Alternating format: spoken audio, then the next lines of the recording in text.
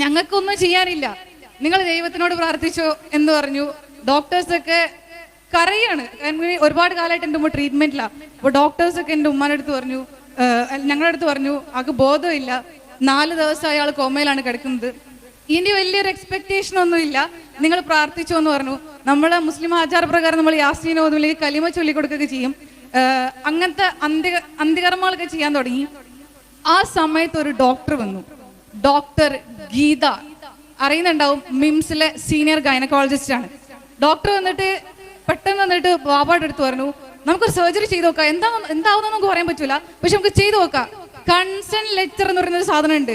ഈ ഒരു permission letter ഇല്ലാതെ നമുക്കൊരു സർജറിയും ചെയ്യാൻ പറ്റൂല.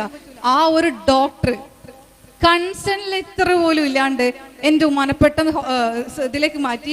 ചെറിയൊരു ഹോപ്പ് ഉണ്ട്, പക്ഷെ ഞങ്ങൾക്കൊന്നും പറയാൻ പറ്റില്ല. ഒന്നെങ്കിൽ ആള് നമുക്ക് തിരിച്ചു കിട്ടും, ഇല്ലെങ്കിൽ ഒന്നും ഉണ്ടാവില്ല, അവിടെ വെച്ച് മരണപ്പെടും. എൻ്റെ വാപ്പാപ്പ പറഞ്ഞു, നിങ്ങൾ എന്താന്ന് വെച്ചാൽ ചെയ്തോ, ഞാനൊന്നും പറയുന്നില്ല എന്ന് പറഞ്ഞു. കൺസെന്റ് ലെറ്റർ ഇല്ലാണ്ട് അത്രയും റെപ്യൂട്ടഡ് ആയിട്ടുള്ള ഒരു ഹോസ്പിറ്റലിൽ വെച്ചിട്ട് ഒരു ഡോക്ടർ എടുത്ത തീരുമാനം എൻ്റെ ഉമ്മാനെ ഇന്ന് ജീവിതത്തിലേക്ക് തിരിച്ചു കൊണ്ടുവന്നു. ഇന്ന് ഞാൻ ആഗ്രഹിക്കുമ്പോൾ ഇന്ന് എൻ്റെ പ്രാർത്ഥനയുടെ ഉള്ളിൽ എപ്പോഴും ആ ഒരു ഡോക്ടർ കടന്നു വരും, പഠിച്ചോനെ എനിക്ക് ഉമ്മാന്ന് വിളിക്കാൻ, അല്ലെങ്കിൽ എൻ്റെ താഴെയുള്ള 3 പേർക്ക് ഉമ്മാന്ന് വിളിക്കാൻ ഒരാളെ തിരിച്ചു തന്നത് ആ ഒരു ഡോക്ടറുടെ മനോധൈര്യമായിരുന്നു. പൈസക്ക് വേണ്ടി കഷ്ടപ്പെടുന്ന ഡോക്ടേഴ്സ് ഉണ്ടാവാം, പൈസ പിഴിഞ്ഞെടുക്കുന്ന ഡോക്ടേഴ്സ് ഉണ്ടാവാം. നേരത്തെ പറഞ്ഞതിൽ കോവിഡ് സമയത്ത് പേഷ്യന്റ് ഛർദ്ദിച്ചതിൽ അതിലൊരു നാണയത്തൊട്ട് തരുന്ന ഡോക്ടേഴ്സിനെ കുറിച്ച് നമ്മൾ പറഞ്ഞു. പക്ഷേ അത്രയും റെപ്യൂട്ടഡ് ആയിട്ടുള്ള ഒരു ഹോസ്പിറ്റലിൽ വെച്ചിട്ട് അവരുടെ യാതൊരു റെപ്യൂട്ടേഷനും ബാധിക്കാതെ ഒന്നും നോക്കാതെ എൻ്റെ ഉമ്മാന് തിരിച്ചു തന്നൊരു ഡോക്ടർക്ക് വേണ്ടി ഞാൻ ഇന്നും പ്രാർത്ഥിക്കാറുണ്ട്. അന്ന് ഞാൻ എടുത്ത തീരുമാനമല്ലോ, ഞാൻ ഡോക്ടറെ ആവൂ. എവിടെങ്കിലും ദുനിയാവിന്റെ ഏതെങ്കിലും ഒരു കോർണറിൽ കിടന്നിട്ട് ഒരാളെ രക്ഷിച്ചതിന്റെ പേരിൽ എനിക്ക് വേണ്ടി ഒരു പ്രാർത്ഥന കിട്ടുവാണെങ്കിൽ അതിനേക്കാൾ നല്ലതൊന്നുമില്ല. അങ്ങനെയാണ് ഡോക്ടർ എന്നുള്ള ആഗ്രഹം വെക്കുന്നത്. റിപ്പീറ്റ് ചെയ്തു, ഞാൻ നല്ല വൃത്തിക്ക് പൊട്ടി. 607 എൻ്റെ സ്കോർ. എനിക്ക് MBBS കിട്ടി. MBBS കിട്ടിയത് ഹൈദരാബാദിലാണ്. പക്ഷെ ഞാൻ പോയില്ല, കാരണം എൻ്റെ ഉമ്മ തീരെ വയ്യാണ്ട് കിടക്കുക. ഈ വയ്യാണ്ട് കിടക്കുന്ന ഉമ്മാനെ ഒഴിവാക്കിയിട്ട് പോവാന്ന് പറയുന്നത് കുറച്ച് റിസ്ക്കാ. അപ്പോൾ ഞാൻ പറഞ്ഞു, വേണ്ട ഉമ്മ, നിങ്ങൾ ഇവിടെ നിന്ന്. ഉമ്മ പറയും, പോയിക്കോ, നീ പോയിക്കോ, എനിക്ക് കുഴപ്പമൊന്നുമില്ല എന്ന് പറയും. പക്ഷെ അത്രയും ദൂരത്ത് ചിലപ്പോൾ ഒരു വർഷത്തിൽ 2-3 പ്രാവശ്യം മാത്രം വരാൻ പറ്റും. വയ്യാണ്ട് കിടക്കുന്ന ഉമ്മാനെ ഒഴിവാക്കിയിട്ട് പോവാന്ന് പറയുന്നത് കുറച്ച് റിസ്ക്കാ. ആ സമയത്ത് ഒഴിവാക്കിയിട്ടാണ് ഞാൻ ഇൻസ്റ്റിറ്റ്യൂഷനിൽ ചേർന്നത്. സത്യം പറഞ്ഞാൽ നല്ല രീതിയിൽ പോയിക്കൊണ്ടിരിക്കുന്ന കാലത്തിന്റെ ഇടയിലാണ് സെക്കൻഡ് കോവിഡ് വേവ് നിന്ന്. ഈ ഒരു സമയത്ത് കോവിഡ് എന്നെ ബാധിച്ചു. കോവിഡ് എന്നല്ല, അതിനേക്കാൾ കുറച്ച് ഡിഫറെൻ്റ് ആയിട്ടുള്ള ഒരു വേരിയൻ്റ് ആണ് എനിക്ക് കിട്ടിയത്. ഏകദേശം 7 മാസത്തോളം അസുഖം ഓരോ അവയവത്തിനെയും ബാധിച്ചുകൊണ്ടിരുന്നു. ഇന്റേണൽ ബ്ലീഡിങ് വന്നു. എൻ്റെ ഇടയിൽ കോവിഡ് ഒരുപാട് രീതിയിൽ എന്നെ എഫക്ട് ചെയ്തു. കിടന്ന് പഠിക്കാൻ തുടങ്ങി. അന്നും എൻ്റെ കൂടെ നിന്ന് കുറച്ച് ആൾക്കാരുണ്ട്. അതിൽപ്പെട്ടൊരു മനുഷ്യനാണ് നേരത്തെ നിങ്ങളോട് സംസാരിച്ചത്. ഞാൻ നിർത്തി എൻ്റെ വീട്ടിലേക്ക് പോവാന്ന് പറഞ്ഞപ്പോൾ, പറ്റൂല, നീ ഇവിടെ നിന്നോ, നിന്നെ ഞാൻ പഠിപ്പിച്ചോളാം, നീ ഒരു വീടെടുത്ത് ഇവിടെ നിൽക്ക്, നിനക്ക് പഠിക്കാനുള്ള പാഷൻ നിന്റെ ഉള്ളിലുള്ളിടത്തോളം കാലം നിന്നെ ഞാൻ പഠിപ്പിച്ചോളാം എന്നും പറഞ്ഞിട്ടുള്ള ഒരു മനുഷ്യനാണ് ഇപ്പൊ എന്നോട് സംസാരിച്ചത്. ആ ഒരു മനുഷ്യൻ എന്നെ സത്യം പറഞ്ഞാൽ 5 പൈസ പോലും ഫീസ് അടക്കാണ്ടാണ് ഞാൻ പഠിക്കുന്നത്. പക്ഷെ ആ മനുഷ്യൻ പറഞ്ഞു, ഇല്ലടാ, നിന്നെ ഞാൻ പഠിപ്പിച്ചോളാം. അവിടെ കുത്തിയിരുത്തി പഠിപ്പിച്ചു. കഞ്ഞി വരെ കോരി തന്നിട്ടുണ്ട് ആ മനുഷ്യൻ. എനിക്ക് പഠിച്ചു. പക്ഷേ എക്സാം ഹാളിൽ കയറാൻ പോകുമ്പോൾ അന്ന് എനിക്ക് കിട്ടിയ മാർക്ക് ഞാൻ പറയാം. എക്സാം ഹാളിൽ ബയോളജിയിൽ എനിക്ക് ഫുൾ മാർക്കാ. കെമിസ്ട്രി വെറും 2 ഞാൻ അറ്റൻഡ് ചെയ്തില്ല, ബാക്കി ഫുൾ മാർക്കാ. ഫിസിക്സ് എത്തിയപ്പോഴേക്ക് എനിക്ക് തല കറങ്ങി. കാരണം എക്സാമിന്റെ തലേ ദിവസം അഡ്മിറ്റ് ആയിരുന്നു. ഞാൻ ഡിസ്ചാർജ് വാങ്ങിച്ചിട്ട് ഹോസ്പിറ്റലിലേക്ക് എക്സാം ഹാളിലേക്ക് പോകുന്നത്. സ്പെഷ്യൽ പെർമിഷൻ എടുത്ത് എക്സാം ഹാളിൽ കയറി. ആ വർഷം, അതായത് ഞാൻ റിപ്പീറ്റ് ചെയ്യാണ്. ആ റിപ്പീറ്റ് ചെയ്ത വർഷം എനിക്ക് കിട്ടിയില്ല, ജസ്റ്റ് മിസ്സായി പോയി. സത്യം പറഞ്ഞാൽ എന്നെക്കാൾ അധികം അന്ന് കരഞ്ഞിട്ടുണ്ടാവുക ഇവിടെ ഇരിക്കുന്ന മനുഷ്യന്മാരായിരുന്നു. ഒരുപാട് കരയെന്ന് വെച്ചാൽ എനിക്കൊന്നും ലൈഫ് സത്യം പറഞ്ഞാൽ ബ്ലാങ്ക് ആയി പോയി. ഞാൻ എൻ്റെ ഉള്ളിൽ ആഗ്രഹിച്ചത് ഡോക്ടർ ആവണം മാത്രമേ ഉള്ളൂ. അതിൻ്റെ അപ്പുറത്തേക്ക് എൻ്റെ മനസ്സിൽ വേറെ ഒന്നും ഉണ്ടായിട്ടില്ല. സത്യം പറഞ്ഞാൽ എൻ്റെ ടീച്ചേഴ്സൊക്കെ പറയും, എടാ നിനക്ക് സംസാരിക്കാം, അല്ലെങ്കിൽ നിനക്ക് വേറെ ഒരുപാട് കഴിവുണ്ട്, നീ നോക്കിക്കോ. എല്ലാം പറഞ്ഞപ്പോൾ ഞാൻ പറയില്ല, എനിക്ക് ഡോക്ടർ ആവണം. ഞാൻ ആഗ്രഹിച്ചതാ. എൻ്റെ പാരൻസ് പറഞ്ഞു, എടാ നീ വേറെ വല്ലതും നോക്കിക്കോ. പക്ഷെ ഞാൻ പറഞ്ഞു, എനിക്ക് ഡോക്ടർ ആവണം. അങ്ങനെ ഇങ്ങനെ ഇരിക്കുന്നത് പെട്ടെന്ന് ഒരു സുപ്രഭാതത്തിൽ എൻ്റെ ഇക്കാക്ക കുഴഞ്ഞു വീണ് മരിച്ചു. ഇതും കൂടെ ആയപ്പോൾ സത്യം പറഞ്ഞ ലൈഫ് ആകൂടി ബ്ലാങ്ക് ആയി. കാരണം എന്നെ റിപ്പീറ്റിന് പറഞ്ഞയക്കുമ്പോൾ ഇക്ക പറഞ്ഞൊരു വാക്കുണ്ടായിരുന്നു, എടാ നീ പഠിച്ചിട്ട് വാ, അന്ന് നമുക്ക് പന്തലൊക്കെ കെട്ടിയിട്ട് ആൾക്കാരൊക്കെ വിളിച്ചു കൂട്ടിയിട്ട് ഒരു പരിപാടി നടത്തണം, നീ വന്നിട്ട് നിന്റെ പേരിലൊരു ട്രീറ്റ് നമുക്ക് എല്ലാവർക്കും കൊടുക്കണം എന്ന് പറഞ്ഞു. എക്സാം എഴുതി ഇക്കാക്ക പറഞ്ഞ പോലെ തന്നെ പന്തലൊക്കെ കെട്ടി. പക്ഷെ ആ കെട്ടിയത് എൻ്റെ ഇക്കാക്കൻ്റെ മയ്യത്ത് കൊണ്ടുവരാന്ന് മാത്രം. ആ ഒരു പ്രശ്നം കൂടി വന്നതോടുകൂടി സത്യം പറഞ്ഞാൽ ലൈഫ് ബ്ലാങ്ക് ആയി പോയി.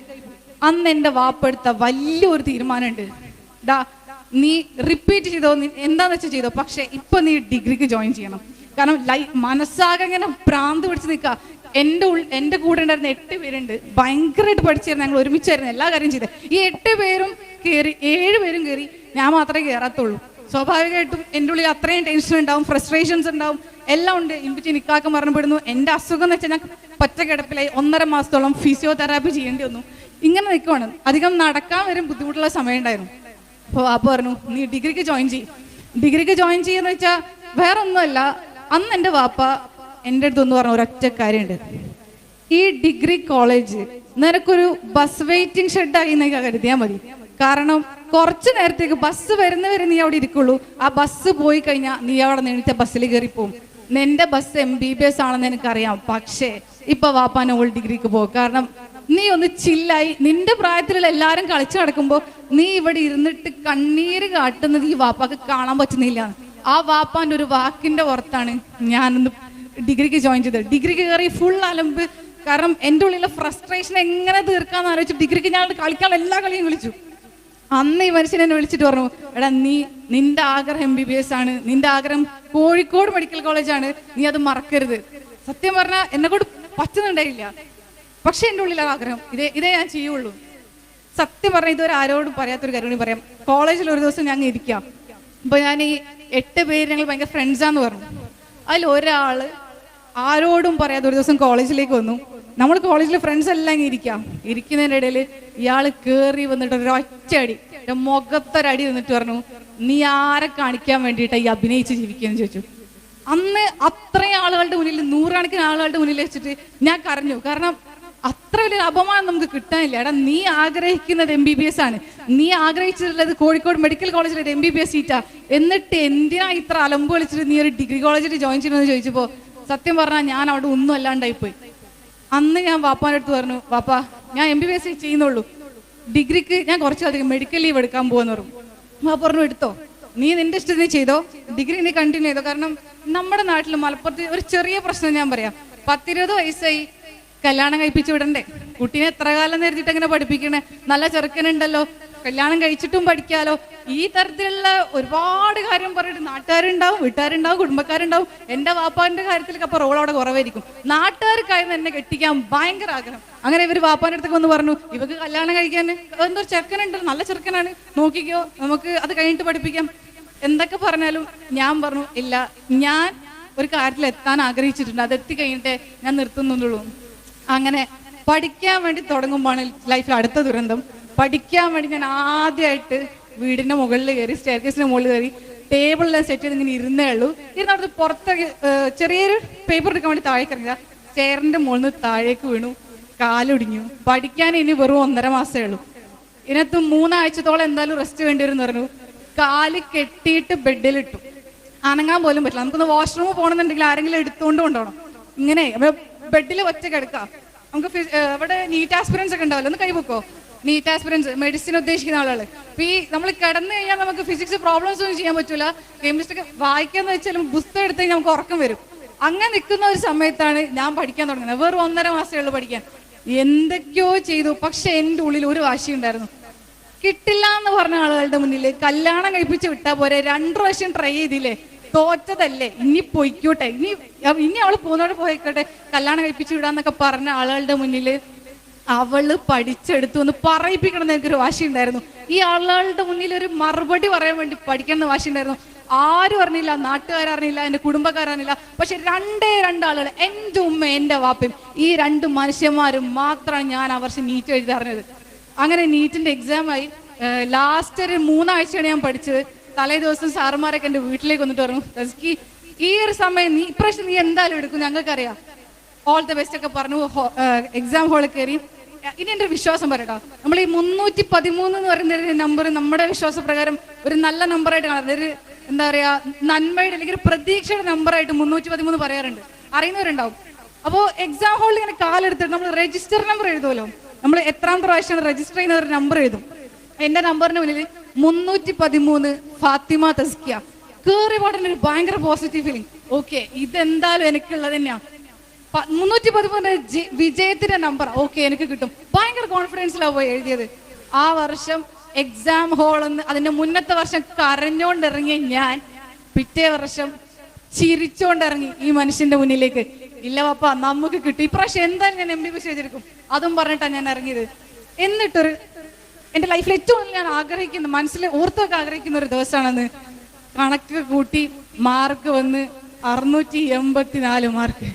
ഞാനിങ്ങനെ കരയാന്ന് വെച്ചാൽ എന്റെ ജീവിതത്തിൽ ഞാൻ മണിക്കൂറുകളോളം ഇരുന്ന് കരഞ്ഞു. പടച്ചോനോട് എത്ര ശുക്ർ ചെയ്യണമെന്ന് അറിയാണ്ട് കരയായിരുന്നു.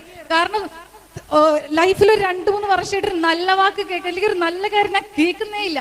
ഈ ഒരു ഇതിന്റെ ഇടയിലാണ് എനിക്കൊരു നല്ല വാക്ക്, ഓക്കെ നിനക്കത് കിട്ടി. അന്ന് എൻ്റെ ഉമ്മാന്റെ വാപ്പാന്റെ മുന്നിൽ എങ്ങനെ നന്ദി പറയുന്നതല്ല. കാരണം ഒരുപാട് പാരൻസിനോട് നിർത്തിക്കോ, ഒരു തവണയായി നിർത്തിക്കോ എന്ന് പറയും. അവർക്ക് വേണമെങ്കിൽ അവരുടേതായിട്ടുള്ള ആഗ്രഹങ്ങൾക്ക് എന്നെ വിടായിരുന്നു. കാരണം ഒരിക്കലും എൻ്റെ വാപ്പാക്ക് ഞാൻ MBBS പോകുന്ന ഒരു നിർബന്ധമില്ല. ആ വാപ്പാക്ക് വാപ്പാട് ഇഷ്ടത്തിന് വിടായിരുന്നു, ഇല്ലെങ്കിൽ എനിക്ക് കെട്ടിച്ച് വിടായിരുന്നു. അതിൻ്റെ ഇടയിൽ എൻ്റെ ഉമ്മമാക്ക് ക്യാൻസർ വന്ന് എൻ്റെ കല്യാണം കാണുന്നൊക്കെ പറഞ്ഞാൽ ഭയങ്കര ആഗ്രഹം വന്നിട്ടുണ്ടായിരുന്നു. അപ്പോഴും ഞാൻ പറഞ്ഞു വാപ്പ ഞാൻ എൻ്റെ ഒരു സ്റ്റേബിൾ ആയിട്ടുള്ള ഒരു പൊസിഷനിൽ എത്തട്ടെ. അതും കേട്ട് നിന്ന് എൻ്റെ ഇഷ്ടത്തിന് നിന്ന് എന്നെ മനസ്സിലാക്കി നിന്ന് ആ പാരൻസിന് വേണ്ടിയിട്ട് ഞാൻ ഇന്ന് കോഴിക്കോട് മെഡിക്കൽ കോളേജിലെ MBBS സ്റ്റുഡൻ്റ് ആണ്. പറയാനുള്ളത് ഇത്രയേ ഉള്ളൂ. തോൽക്കും, നമ്മൾ പിന്നെയും തോൽക്കും. പക്ഷെ നമ്മുടെ ഉള്ളിലുള്ള ഒരു സാധനം ഉണ്ടല്ലോ, എനിക്ക് ജയിക്കണം. ഇല്ലെങ്കിൽ തോൽവി എന്നൊക്കെ പറയുന്നത് ടെമ്പററി ആണ്. എപ്പോഴെങ്കിലും കാട്ടെ എനിക്ക് ജയിക്കാൻ പറ്റുന്ന ഉള്ളിലുള്ള ഒരു സാധനം ഉണ്ടല്ലോ, ആ ഒരു ഫയർ മാത്രം മതി നമ്മൾ എവിടെയെങ്കിലേക്ക് എത്തും. നിങ്ങൾ ഈ ചെറിയ മക്കളൊക്കെ നടക്കുന്ന ഒരു എക്സാമ്പിൾ എപ്പോഴും പറയുന്നുണ്ടാവും. ചെറിയ മക്കൾ നടക്കുമ്പോൾ ആദ്യത്തെ സ്റ്റെപ്പ് വെച്ച് രണ്ടാമത്തെ സ്റ്റെപ്പിന് വീഴും. അപ്പോഴും നമ്മൾ ഒരിക്കലും ആരോട് പറയണില്ല, ഇല്ലടി അടുത്ത സ്റ്റെപ്പ് വെക്കണ്ടെന്ന് പറയുന്നില്ല. നമ്മൾ അവരെ കൈപിടിച്ച് നടത്തുന്നേ ഉള്ളൂ.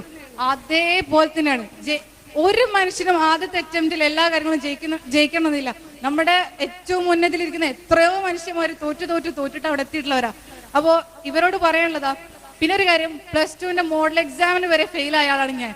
ചെറിയൊരു മാർക്ക് കിട്ടിയിട്ട് ഇതൊക്കെ വെച്ചിട്ട് MBBS കിട്ടുമെന്ന് ആകുലപ്പെട്ടിരിക്കുന്ന ആൾക്കാരുണ്ടാവും. പക്ഷെ അവരോട് പറയാ, മോഡൽ എക്സാമിന് ഫെയിൽ ആയതിനു ശേഷം എന്റെ ക്ലാസ് ടീച്ചർ എൻ്റെ അടുത്ത് നിന്നിട്ട് പറഞ്ഞു, റെപ്യൂട്ടഡ് ആയിട്ടുള്ള ഒരു ഇൻസ്റ്റിറ്റ്യൂഷനാണ്, പേരുള്ള ഒരു ഇൻസ്റ്റിറ്റ്യൂഷനാണ്, ഇവിടെ വന്നിട്ട് തോറ്റു എന്നുള്ള പേരുണ്ടാക്കുക, നീ പാസ്സായാൽ മതി, നിങ്ങൾക്ക് ഫുൾ A+ എന്തായാലും കിട്ടൂലെന്നറിയാം, പക്ഷെ പാസ്സായി കാണിക്കണം എന്ന് പറഞ്ഞു. ഇന്ന് എനിക്ക് എൻട്രൻസ് കിട്ടിയതിന് ശേഷം എന്നെ ആദ്യം വിളിച്ചതിൽ ഒരാളാ ടീച്ചറാ, നീ കോഴിക്കോട് മെഡിക്കൽ കോളേജിൽ എങ്ങനെ കയറി? അതായത് നമ്മൾ അപമാനിച്ച ഇല്ലെങ്കിൽ നിർത്തി പൊരിച്ചിട്ടുണ്ട് എന്നൊക്കെ, നീ ഒന്ന് എവിടെ എത്തൂലെന്നാ ആ ടീച്ചർ പറഞ്ഞിട്ടുണ്ട്. ആ ടീച്ചറെ മുന്നിൽ, ടീച്ചറെ ഞാനിവിടെ കയറിയിട്ടോന്ന് ചിരിച്ചുകൊണ്ട് പറയാൻ പറ്റണം. ആ പറയുമ്പോൾ നമ്മുടെ ഉള്ളിൽ കിട്ടുന്നൊരു ഫീൽ ഉണ്ടല്ലോ, അതാണ് ഫീൽ. ലൈഫിൽ ഏറ്റവും കൂടുതൽ നമുക്ക് മെമ്മറൈസ് ചെയ്ത് വെക്കാൻ പറ്റുന്ന സാധനങ്ങൾ അതൊക്കെയാണ്. അപ്പോൾ ഇവിടെ നിൽക്കുന്നത് എന്തായാലും സ്വാഭാവികമായിട്ട് എൻ്റെ ചെറിയ ആളുകളായിരിക്കും തോന്നുന്നു. അപ്പൊ ഇവരോടൊക്കെ പറയാനുള്ള ഇതാ, ലൈഫിൽ നമ്മൾ തോൽവി ഒരിക്കലും തുടക്കതയാവരുത്. അതിൽ നിന്ന് എന്തെങ്കിലും പാഠം ഉണ്ടാവും ഓരോ തോൽവിയിലും. അല്ലെങ്കിൽ നമ്മുടെ ലൈഫിൽ വരുന്ന ഓരോ ക്രൈസിസിലും, തോൽവി മാത്രമല്ല, ഓരോ ക്രൈസിസിലും ഓരോ പ്രശ്നങ്ങളിലും ദൈവം പടച്ചോനെ നമുക്ക് വേണ്ടി എന്തെങ്കിലും ഒന്ന് നന്മ കണ്ടുവച്ചിട്ടുണ്ടാവും. നമ്മളെ പരീക്ഷിക്കുന്നുണ്ടെങ്കിൽ അതിന് എന്തെങ്കിലും ഒരു റീസൺ ഉണ്ടാവും. ആ റീസണിൽ നിന്ന് കാര്യങ്ങൾ മനസ്സിലാക്കിയിട്ട് വിജയത്തിലേക്ക് കയറുക എന്നുള്ളതാണ് എപ്പോഴും ആ ഒരു കാര്യം. മലപ്പുറത്തിന്റെ മക്കൾക്ക് ഓർമ്മ ഉണ്ടാവട്ടെ, ഞാനൊരു മലപ്പുറത്തുകാരിയാണ് കേട്ടോ. ഈ ഒരു നിങ്ങളുടെയൊക്കെ പാഷൻ എന്നാണ്, ഇല്ലെങ്കിൽ ആ ഒരു വൈബ് കിട്ടുന്ന ആളും കൂടെ ആയതുകൊണ്ട് പറയാണ്, എല്ലാവരും തോൽവി എന്ന് പറയുന്നതിൽ സ്റ്റക്കാവാണ്ട് നിൽക്കുക. അപ്പോൾ മലപ്പുറത്തിന്റെ മക്കളെ, തോൽവിച്ചിട്ടുണ്ടെങ്കിൽ അതിനൊരു വിജയമാക്കി മാറ്റാൻ പറ്റട്ടെ. എപ്പോഴും കൈ മുകളിലോട്ട് ഉയർത്തി മാത്രം നിൽക്കാൻ പറ്റട്ടെ. എപ്പോഴും ഉന്നതികളിൽ എത്തട്ടെ. എല്ലാവർക്കും ഓൾ ദ ബെസ്റ്റ്.